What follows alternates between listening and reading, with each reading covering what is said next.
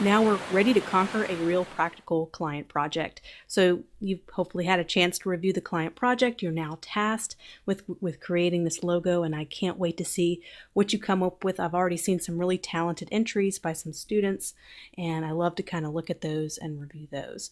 But anyway, let's go ahead and go through my process of how I went through this same client challenge. And we're going to go ahead and draw what I thought would be my inspiration for this is the waves, because they're on the Pacific coast. Let's focus on the waves. We can make these really calming waves. I think we can use the golden ratio curves to kind of make a really nice calming wave. So that's going to be kind of what I'm going to be playing with here. So what I'm going to do is, instead of just trying to make waves with circles and trying to drag them around to create intersecting lines, what I'm going to do is I'm going to get my reference photo, but I'm also going to kind of draw a wave and then adapt the golden ratio to it. So I'm just going to kind of draw kind of a generic wave, and then we can go ahead and start adapting it. So I just went to pexels.com or anywhere you want to find some free photos, and kind of downloaded this to kind of get some inspiration for the curve of the wave, just something to look at while I'm drawing this wave to get an idea of kind of the motion and the anatomy of a wave. So I'm going to go ahead and get the pen tool, and we're going to go ahead and draw. So I'm just going to draw, and a lot of times what I do, so if I have the pen tool, I can click and hold, and I can get some pretty nice curves that way. But if I start out with the curvature tool, I can get a lot better curves. So I have the curvature tool now instead of the regular pen tool, and look at that, I'm already able to create a really nice looking wave. What I love about the curvature tool is that I can add points in between to accentuate and get it into a sharper angle. I can always go back and adjust anything I want to. Okay, and so now I'm just going to switch back to the pen tool, and then I'm able to close the shape out. So there's our first little wave. Let's go ahead and make that a fill. We can go back and we're going to use the golden ratio to get it a lot better than what we have here. And what I thought might be neat is to kind of copy and paste this, make this a different color. So let's kind of bring this in and see what kind of intersecting lines we can make. But we're just getting a really rough estimate. So I want to see the white on the top, but also kind of want to see a little bit here on the bottom. So you kind of see the little bit of lighting that comes down here. Okay, so that looks crazy, but what I want to do is I want the shape in between here. So I'm going to make this a fill, and I'm going to use the shape builder tool, and I'm going to punch out all this excess. So just holding down Option and punching out, trimming it all up. So now I have the outside of my wave and I have the inside of my wave. And one thing we can do is create a copy of this and kind of do kind of a negative space and have another little wave kind of punching out in a negative space, because I think if you have two rolling waves, it really makes sense that it's an ocean. There's just way more than one wave. It'll make it very obvious that this is an ocean wave. I think the one thing we want to avoid is making sure it doesn't look too busy and there's not too many angles or curves going on. So we can make this white so we can kind of emulate that cutout or how that would look. So just trying to find the right position. Once again, then we're going to use the golden ratio to really find out what type of placement will be good according to this wave. So both waves will have some kind of connection with each other with the golden ratio. So I'm just going to continue to figure out the placement of that. So let's go ahead and get that golden ratio applied. I'm just going to copy and paste this and start to do some application. And so if I change the sizes of the circles, I need to change them all at once. So this is when we can kind of get this fitted on there. Okay, so now I'm already seeing kind of an opportunity, a couple of them, to maybe see how this wave kind of, and I'm going to go back up to the one we just copied and pasted. So you see this wave and how it just kind of ends sharply right there. It doesn't kind of have this smooth, this is so smooth. And then down here you have this kind of sharp edges. And this little sharp edge right down here will not produce really well on printed materials and embroidery. We want to have a little bit of a smoother cutout. So we're going to do that using the golden ratio. We're going to go down here and we can use this circle right here. Go ahead and ungroup this to maybe trim that and give it a nice circular cut on the bottom. And then up here you can see ways where I can adapt this using the curvature tool to get a better match. So I can even bring this all the way over here.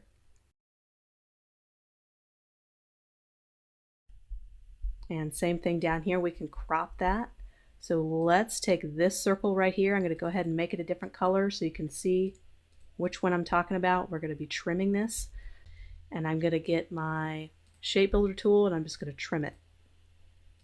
Just like that. I made a nice trimmed shape. So having to redraw is very common, so you might get to a point where, ooh, I cropped that wrong, or it's just you take away the circles and you're realizing that's not quite the effect I was going for. It's very common to kind of start over. So I kind of redrew the waves a little bit here to kind of have a more kind of top down, so it's not coming, the wave's not crashing too far, it's kind of cresting. So just kind of showing you kind of my thought process here. So let's go ahead and adapt this symbol now to the golden ratio. So this one will be a little bit easier, and I'm going to take that curvature tool and I'm going to continue to adapt this to this circle. And feel free, as always, to take the pen tool and delete anchor points if you think there's too many, or to add them if you need to.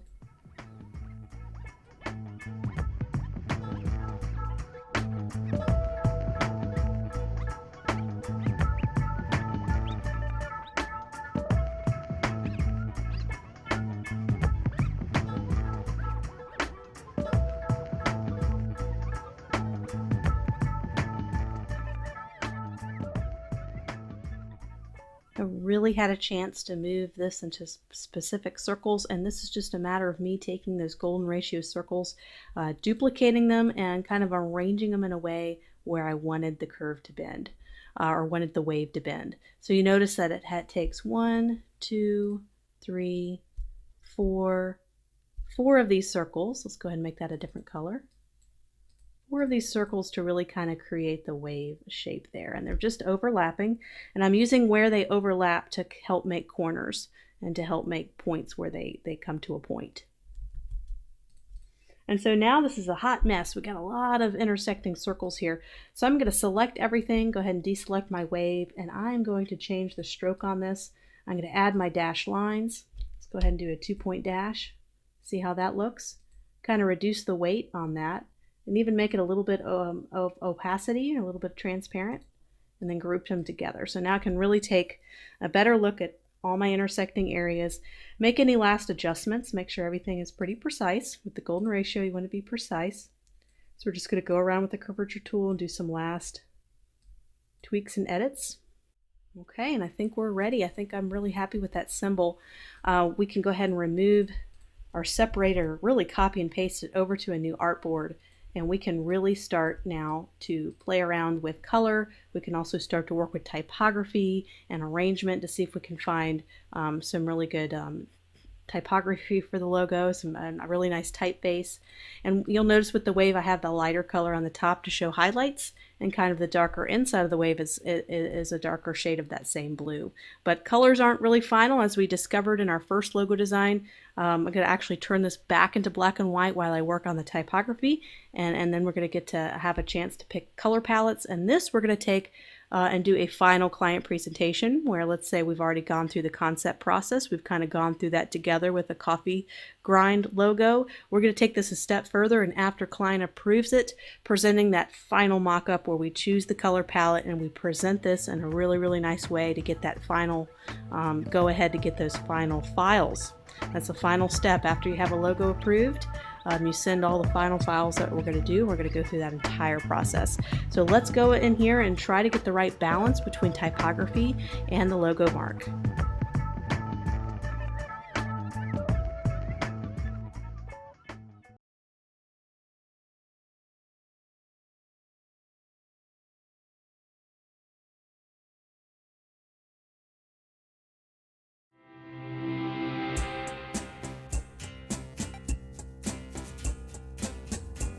So I have a fresh new Illustrator document open, and we're ready to play around with logo balance, but also work out what typography we're going to use.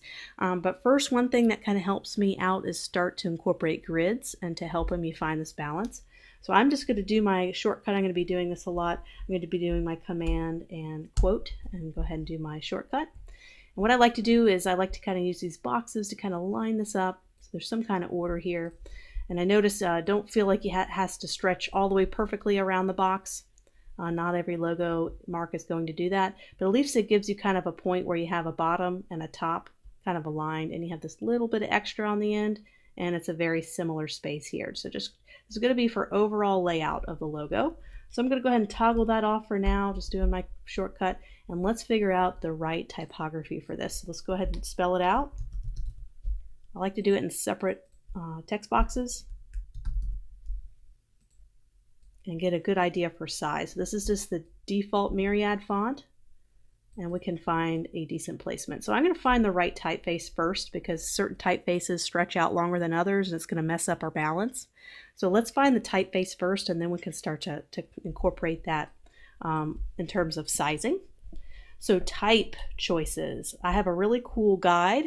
It's a font pairing guide. It's a downloadable resource. You can check it out. Kind of gives you some font pairing choices that I like. Of course, there's hundreds of different ones that look great. It's really up to you, but just some I've used in the past, like pairing a sans serif typeface with a serif, and just kind of some no-nos of kind of, you never want to put two very similar logo types or typefaces together, because then they're not differentiated enough. And I think that's the key to font pairing, is finding differentiation and contrast between your words so they can be read as separate words. So Pacific and then calm can be a little bit different or treated a little bit different. And we can play around with that idea. So I'm going to go with a kind of very standard, very skinny Railway Regular. So this is Railway Regular. It's a sans serif typeface. And we can be consistent, and if we're going to do all lowercase, let's make sure everything is consistent with lowercase. And so this is when we really are going to be copying and pasting and creating lots of different iterations. So this is when it gets a little fun and a little messy. So I'm going to zoom out a little bit. I'm going to end up having 20 or 30 of these things to kind of see what typeface is really starting to match with the icon. We have a very simple flat design. There's not a lot of detail. There's not any drop shadows. So we want to kind of pick a typeface that's going to emulate that. That's going to be very simple. And I wouldn't even mind a thicker typeface either, because we have this nice, kind of some pretty nice thick lines here with our wave. You know, there's some big solid areas. So I wouldn't mind a big chunky typeface, or one that's a lot thicker in its weight. So let's do Option, and let's do this. We're just going to hold down Option, and we're going to go a little crazy here. Okay, so we can figure out different arrangements. We can have one where it goes all the way across and one line, and we can also try it with caps, and then we can keep going, and we could try it with all caps. So you can simply do that by going to Character, going down to our little drop down menu, and I'm just going to click on all caps there. It's kind of a quick way to do it. We can even take this and do all caps and do a stacked. This is called a stacked version. They stacked on top of each other. And we can even go further with that. And we could do wide spacing. And we'll do kerning a little bit later. So we want to have some wide tracking or spacing between the characters. Let's try that. So we're going to do a generic kind of number. We can always fine tune that later, and we can see if that works. We can even try a horizontal arrangement and copy, kind of see how messy and quick this process is. We can close the gaps between that one. We could even make that a script typeface or some other typeface. But we're going to do font pairing a little bit later, so getting ahead of myself. We can close the spacing again to 0. We can even find a kind of a thicker typeface. So you can already see we're starting to come up with some ideas here. Let's kind of fine tune some fonts. I think the arrangements are really good. Let's do a couple more using this thicker arrangement. We can even put a line here, kind of a dividing line. It helps divide the logo mark and the logo type just a little bit. And it could also add a level, like a little bit too much busyness there. It really depends. It depends on how simple the logo type is and if it needs some kind of separation from the logo mark. Sometimes it can work really well in some cases. but I always like to have an option where I'm trying it out. Maybe have a center alignment here. Let's kind of put some really wide spacing here. Let's do a really dramatic 1200 point spacing between the characters. And maybe make that a thinner typeface, just like that. Just kind of checking some stuff out, seeing what looks good. Trying to see if lowercase looks good or if an all caps, all capital looks good. I think we can maybe do something different with this arrangement.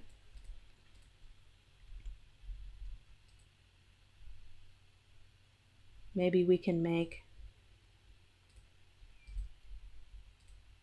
and I'm keeping with the same typeface because I'm really playing with the idea of thickness and position.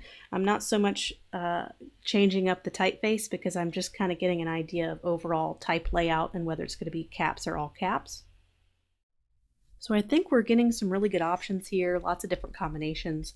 And this is when I like to go in, and I've already spent maybe 5 minutes after I recorded the last section and just kind of messed around with a little bit of thickness and trying out some different combinations. So with down here, you can kind of see, so you notice this one right here.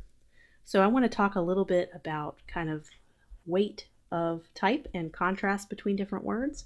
So right now there's the same exact contrast between Pacific and calm. They're both bold, they're both in the same weight, they both have the same spacing between the characters, and it tends to kind of lose something. There's not a whole lot of characteristic to it. But as soon as we maybe change the contrast a little bit of one of these, so in this case, we can make it a lighter weight and maybe make it a little bit smaller and add a little bit of spacing. You start to see a lot of contrast between the two, and it starts to kind of pique your interest a little bit more. So see how that looks a little bit better, how that has that little bit of contrast. So you don't have to do contrast every time you have two words. It's not necessary. I notice a lot of time if you have this arrangement, let's go ahead and type this out. A lot of people do this with logos where they'll have it together as one word. Then contrast is very helpful when they do something like this. So notice how that contrast works really well to divide the words without actually having to have a space between them. So that can be helpful in some cases.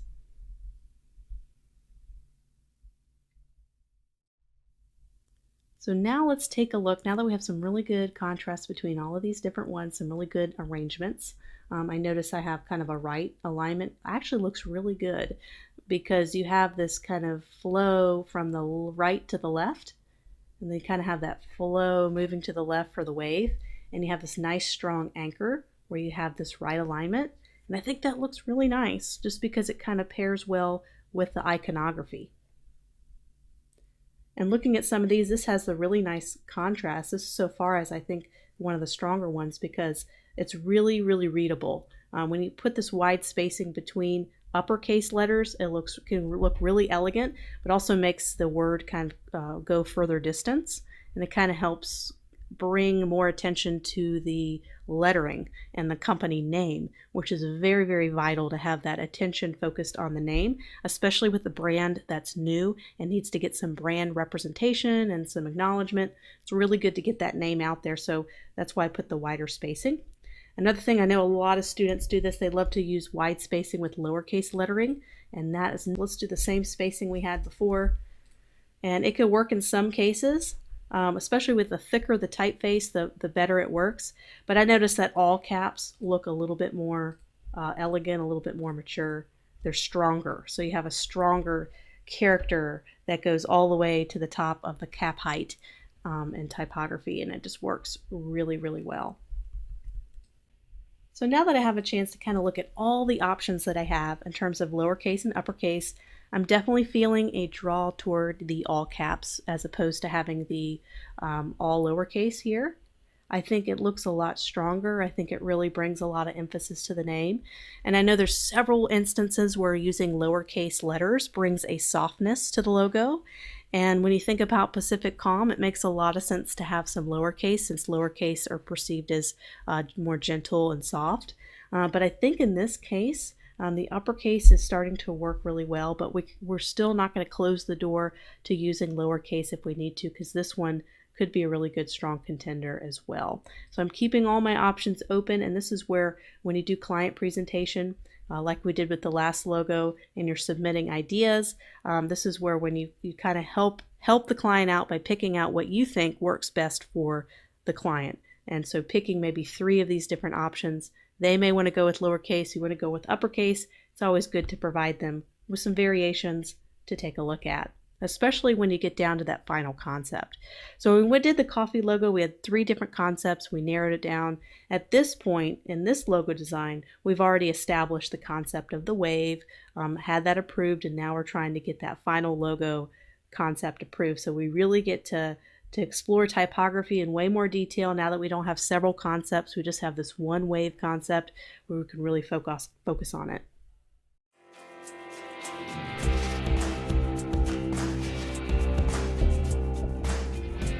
So I went ahead and I lightened all the type to match the logo mark we have, so we kind of can get an idea of, I'm pretty sure I want to use color for the typography, so just doing a nice kind of darker gray instead of a harsh black, so I can get a good idea for what a color shade might look like. So right now we're just using Railway typeface this entire time. We haven't even gotten to the idea of font pairing or using 2 different typefaces yet. So what I did is I copied all of these and I put it in another document so I have that saved. So if I ever wanted to go back and refer to these original ones, I can, because now we're going to look into different typefaces. So now we're just using Railway, and let's go ahead and reduce all of these because it's kind of crazy to change all of these up. Let's eliminate ones we don't think are strong. So I think there's not enough contrast and the weight is way too thin here on this upper right. If I zoom out on this upper right, see right there, it's really hard to make out that type. So let's go ahead and eliminate that as an option. I remember saying this was pretty strong, so let's keep him. We're going to keep him. I think the bottom right is really strong. I think there's not enough spacing here between the characters, and since it's all uppercase and it's also tight spacing, it makes it look almost angry, or give it a more aggressive kind of styling. So I'm actually going to eliminate that one as well. I think the dividing line, we have this really nice, simple, clean icon. I don't think we need a dividing line because I think it's pretty clear the division between the type and the logo mark. So I'm just going to eliminate that as an option. I think this one's might be too horizontal. It might take up too much space to the right. Of course, we can always have a vertical and a horizontal version of the logo. I might keep him around just as an option. I'm just going to kind of tuck him away. And other options. I think we need to probably have more emphasis on Pacific rather than calm because we do have the wave and we're tying it back to the ocean. So I think the ocean and the wave, so I think the word Pacific needs to probably be the one that's bold as opposed to calm, because calm, we don't want to have that be a big angry word either. We want to have that be soft and small with lots of big spacing between it. So I'm going to eliminate that as an option. And I have all these saved, so if I delete it, it's not a big deal. I think this looks good. I really like that smaller calm there. So that's going to hang around. And I think there's not enough contrast between the lettering here. I'm just going to go ahead and eliminate that. I'm not a big fan of that one. I think the lowercase, it doesn't make it a really strong Pacific calm. It kind of wimpy. I know lowercase can be used as softness, but I'm just not really feeling, since this type is standing all alone in space, it probably needs to be capital, just in this case, not always. And so here we are, we only have 3 left. That'll make it easy to find different typefaces. So here's the 3 we're going to find different typefaces for. So you see how quick this whole process has been. It's been about 10 minutes and we're already making some great progress with our typography. So let's find a really good typeface. We're going to keep those up top. And here we are, we're going to go ahead and scroll through and get a good idea for what type of typeface we want to go for. And so this is where we need to decide, do we want to have a serif typeface or a sans serif typeface? So serifs obviously are great for high-end, elegant brands. They can also look dated if they're used improperly. Sans serifs are modern, they're clean, very contemporary. So it depends. This is where we're going to figure it out. So let's figure that out. Let's pick a few serif typefaces, kind of see what we're thinking of, kind of see how that looks. Okay, so here's some serif typefaces. Let's try a couple more because I'm not really feeling the serif typefaces. It has a nice elegance, but we really want something that looks good when the logo's small, because this is going to be on lots of products and yoga pants and water bottles, and we really want to make sure it's a nice, clear, clean typeface. And sometimes with serifs, they can be great and beautiful, but they can also be very intricate and have small, thinner strokes and serifs, and so it could be a little bit hard to really make out when you're zoomed really far out. So I think in this case, that's making me decide, okay, let's stick with a sans serif typeface. That'll make everything a lot easier. So now that we've determined that, we are getting closer and closer to what we need. So now we know we're looking for a sans serif typeface. So that's got some character to it. It's kind of got some waves in the typography. You know, that's interesting. That's interesting. I can even try this as a lowercase just really quickly. But then again, it's very, very distinct, very different. And what we have is all these beautiful curves in the logo mark. And wouldn't it be nice to have a typeface that contrasts that? So instead of all the smoothness, you don't want the typeface to compete with the logo mark, and you don't want the logo mark to compete with the typeface. So it'd be nice to have kind of a more cleaner presentation. So let me do our typical Azo Sans black. What I love about Azo Sans is it's very flexible. It's got just really nice, clean, chunky weight. So let's try that out. So now that I'm kind of doing this a little bit more and trying to figure out what sans serif typeface I should use, I'm also starting to figure out, eliminate more options. So right now I think I'm actually going to eliminate this left option, because I'm thinking these two are starting to come out as the stronger one. And I'm really thinking having more contrast. See, that doesn't have as much contrast in terms of the font thickness or weight, but this does. So I'm more and more, I'm starting to whittle this down and starting to really focus on this one a little bit more. But I'm not going to eliminate that quite yet. Let's try a different sans serif typeface. Avenir, that's a nice clean one. Sometimes you got to zoom in and kind of see the specific characteristics of the typeface. So that's going to be way too thin to be practical, although it looks really beautiful. Sometimes when you run into a very thin typeface and you love it and you wish you could use it, but they only come in maybe one weight. Sometimes they come in other weights, and that makes life easy. But if they don't, you can always copy and paste it, and you can add a stroke, and you can kind of thicken it up, and you can go and do a round cap, and you can also do a round join. And you can thicken it up just by adding a stroke to it. So there's some typography or typefaces that look really great thin, but they just don't have a thicker version. And so that's a little cheat that you can do. And you can always do path, outline, stroke to make sure that your stroke doesn't change when you make it bigger.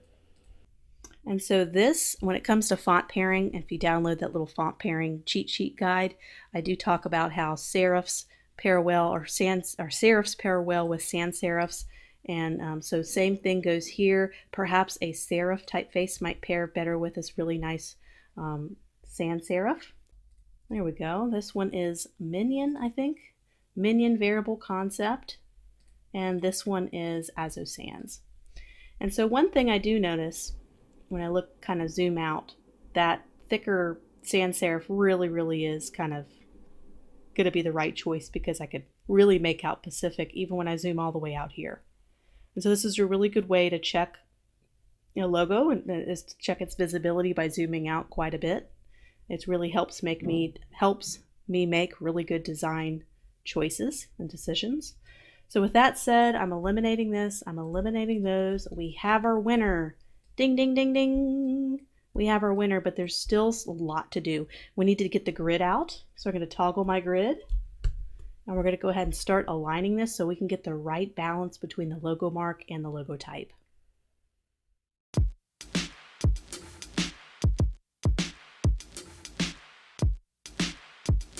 So let's really start to utilize our grids here. I'm going to go ahead and line some of this up to our grid. This will help us find the right spacing and the right balance for certain items. And I'm going to create outlines if I'm happy with the spacing. That'll just give me a little bit more control over the type. I can also select both elements and do a perfect center align for those. Those are now center aligned. So now we need to find the right balance for our little symbol here. So we can put it in one box just like this. And then this takes up 3 boxes. That takes up 1 box. So the logo mark is 1/3 of the width of the type. We can find out if that's going to be good, or if we need to make it bigger, that's fine, but that's it perfectly aligned to the grid. And we can also put spacing here, so we can have this rest on this bar and then move this up so there's 1 row of boxes difference between the top and the bottom. And then there's 2 here, so why don't we bring this down? So we have like 1 bar of spacing here and 1 bar of spacing here. Go ahead and bring that down to the bottom of this particular box. It's just kind of helping us guide us. And when I zoom out, I think the typeface is too big, or the typography is too big. The symbol needs to be a little bit bigger. And that's okay. We can always make this a bit smaller. Bring it back. Doesn't have to go all the way on the bigger boxes. You can bring it down. Put 2 boxes space here and 2 boxes of space here. And not everything has to align to the bigger boxes. That's not a requirement. The grids are just a help. They're not something you have to abide by perfectly. There's some optical adjustment you can always do manually to get the right balance. So when I zoom out, I think that looks pretty good. We've got some good spacing there. Let's go ahead and make sure we have the same spacing. Let's go ahead and have the tip of this. So we have the tip of this left side. Let's go ahead and take this and make it big enough where the right side balances. So that's taken up 1 width of a bigger square. So in terms of balance, I think that's looking good. Let's go ahead and toggle off our grids for right now. We'll need them again later. I think this strikes a good balance for what I'm going for. So now let's really hone in on our type choice. So we have our type choice. We're pretty happy. What I think I can do is I can soften the type characters and give them a little bit of a rounded edge, like I've done a lot throughout this class. I just think it adds a little bit of a modern touch, just softening those really sharp corners, especially since we have a wave and this is a female kind of spa, and we want to kind of have a softness here because, you know, we decided to go away from the lowercase, which has a kind of a softness. So we really need to soften this thicker typeface. So I'm just going to go in. I already created outlines. I'm just going to kind of soften all the edges. Ooh, you know what I just did by accident? And this happens quite a bit. Is I made a little drop, a little water drop here out of the A. And that's just when I softened the corners. I did that, soften the corners, it rounded that A, kind of made a little water drop. And out of the negative space there. That's a total accident, but I think that's definitely an element I would want to bring up to the client, say, hey, look at this, you know, and don't tell them it was by accident. Tell them it was, you know, your creative awesomeness. That's what you want to tell them. So that's softened the type a little bit, and let me go back and just reduce this just a little bit more. Notice how the C character is in one box and the M is in one box, and they're both one over from the center square, so that's good. So great, I think we're good with type, good with spacing, good with balance. So now it's going to be discovering color and color palettes, and then we're going to get different arrangements.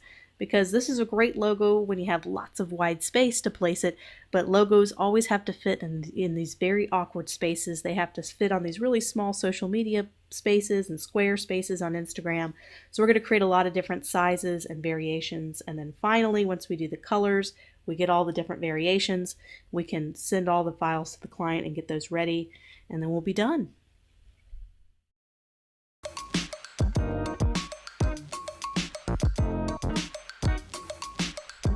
So I'm gearing up, getting ready to get some color palettes going.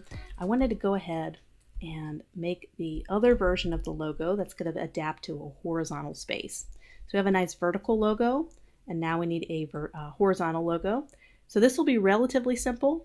I'm just going to do a left alignment here and tuck it over here. And once again, I told you we're not done with grids quite yet.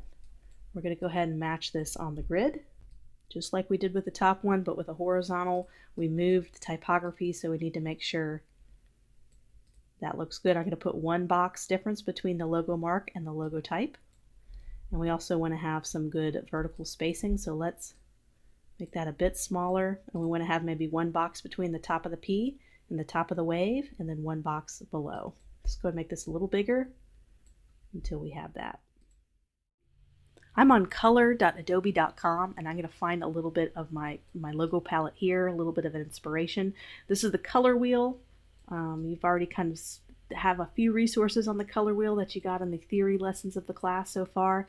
So you kind of know a little bit of the color harmonies. These are all the different color harmonies you can use. And I'd like to do we could do monochromatic, which would be nice, but I also want to try out some analogous colors, because analogous colors are really tight together on the color wheel, so they have a nice harmony that way.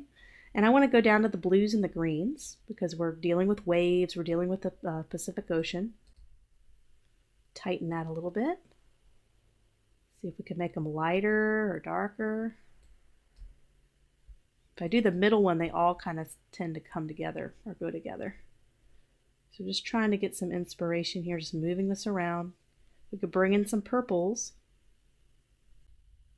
And there's all sorts of, there's other way. That's a really beautiful palette right there. I can see lots of jewel tones, kind of got a little purple in there as well. What I love about this, it also gives you the hex codes, which are right down there, which is great for digital or RGB environment for the web.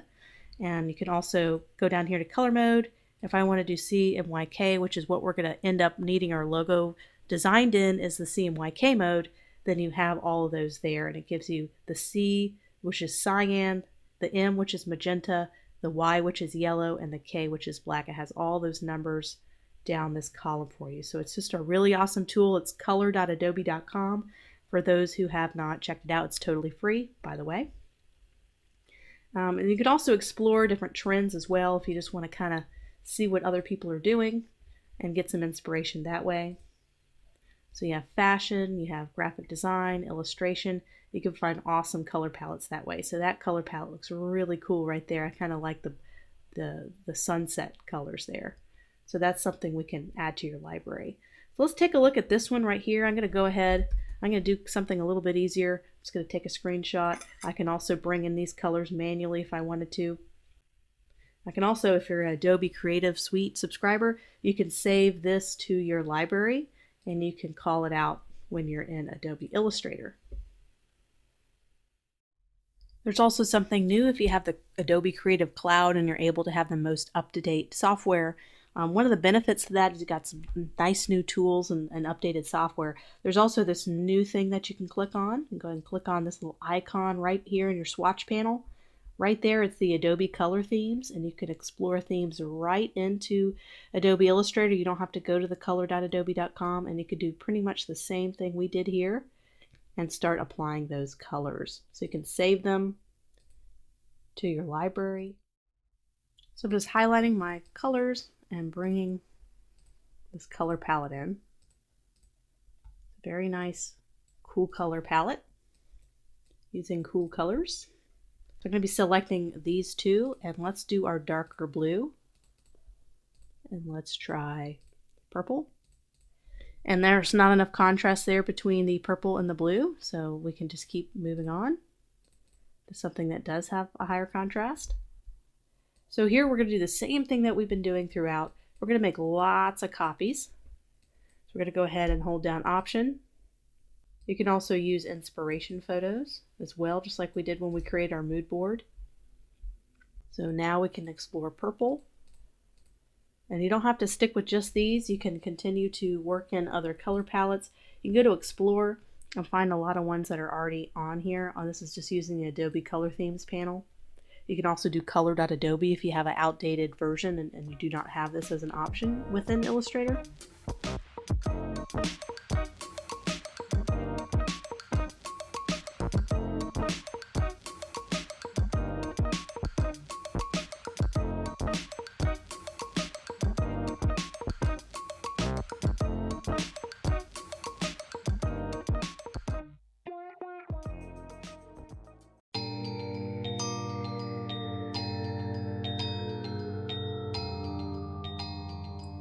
So just really coming up with a lot of different combinations based on some of the themes that I found, and kind of combine a couple of different themes as well to try to find some right colors and some right color matches. I even brought in a photo to try to get some inspiration, but realized a lot of waves are a lot more naturally green than I anticipated in terms of the photography of them. So they kind of have almost like an algae, little bit of a dirty water kind of look than what you would think when you think of water. So I decided to move a little bit less from the inspiration from the waves in the photo and a little bit more toward finding what I think are naturally pleasing combinations using these color themes. And one really important thing to make sure that you do when you're starting to do color, we transitioned out of working with typography and working with creating the logo mark. We really want to make sure we are in the CMYK work environment. You can always see if you are on your little tab here up here, it'll say CMYK. If it does not, go to File, go all the way down to Document Color Mode, and just make sure that's selected. You might notice a little shifting of the colors. That's very natural. It's a totally different color profile. But CMYK is what you use to print. So what I like to do is do all logo designs in a print format, and it's a lot easier to switch it over to RGB once we start getting all those files out. And they need some digital ones, which the digital ones will be RGB, and all the print logo files will be in CMYK. They have to kind of have seems a little complicated, but once we start exporting files, I can kind of go into a little bit more detail. So here's kind of some options we have. There's some I like more than others. I think kind of the lighter colors are more calm and inviting. I think these darker toned colors tend to be a little bit more harsh on the eye, and they don't really exude a sense of calm and peace. So I'm going to start eliminating the ones that I think might be a little too strong. I tried kind of getting some inspiration from photos, and I got a lot of greens out of water and waves, and I don't know about that. So I'm going to kind of stick with the blues there. I'm going to go ahead and get rid of the green and the blue. And so these are kind of ones that I'm left with, and we can continue to figure out the right color. So I'm going to spend another 5 minutes just tweaking color. You can even just do this by hand. You don't have to use anything over here. You can just double click on your swatch panel and just lighten it, change the shade and the tone of each one, make it bring in a little more gray elements, or you can make it a more pure shade. You can make it darker, so anything that you feel drawn to. So I'm going to do that here for a few minutes and try to find the right color combination.